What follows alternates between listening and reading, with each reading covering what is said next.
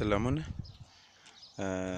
دا مهال 7 بجې دي او داسې یو کوچني کلي کې چې د ښار صفا ولسوالۍ مربوط دی.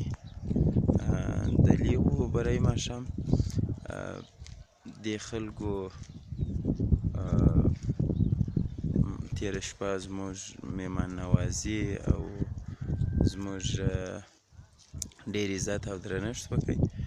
د عزت او درنښت ترڅنګ یې بهترینه خبره دا ده چې د شپې ما احساس کړه هغه ټوله شپه، یعنې دا سپین ږیری سړی کله به ځوانان زموږ د دغه دپاره ولاړ وه، یعنې تر سهاره پورې چې ما څه کتله دوی به ناست وه راته او کتله یې. دلته داسې سیمه ده، دا زما شاته چې کوم بیکګراونډ اوس تاسې وینئ، یعنې د دې کورو هاخوا ته تقریبا 1.5 کیلومتر به کېږي، 1.5 الا 2 کیلومتره کېږي. هاخوا ته حکومت دی او دغه شاته مې بیا د غرنۍ سیمو کې بیا داسې تقریبا 2 کیلومتره هاخوا ته طالبان دي. نو په دغه سیمه کې یعنې د خلک ما احساس کړله چې د شپې زموږ د ساتنې دپاره، زموږ د دغه لپاره د شپې ټوله شپه ناست وه، تر اوسه پورې ناست دي د احترام او عزت دپاره چې څوک زیان راته ونه رسوي.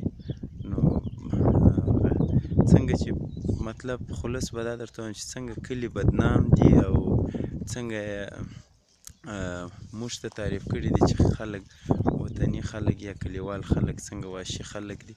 دا ډېره غلطه خبره ده، ډېره غلطه خبره ده. یعنې دا هغه ځایونه دي چې پخوا به موږ په موټر کې تېرېدلو د ډېر سخت دوام احساس به مو کوئ او دوامه به مو دلته پر ځان باندې د قرآن کریم آیاتونه او سورتونه ویل او چوپ کول مو چې په د دې ځایه په خیر تېر شو. مګر نن الحمدلله موږ په دغه سیمه کې شپه وکړله، روژه مات مو وکړ، پیشلمۍ مو وکړ، ډېر ښه خوند یې کوی، ډېر ښه خوند یې کوی.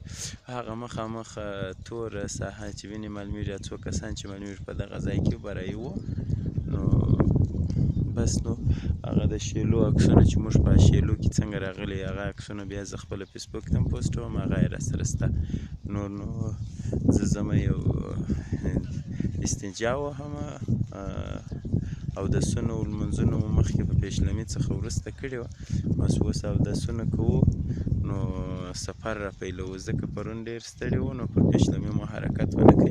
نن فکر کوم 7 بجې را ولاړ سوي، 6:30 بجې، اوس 7 بجې دي، نو 7:30 بجو ته به ملګري سره اماده شي. ښې چارې.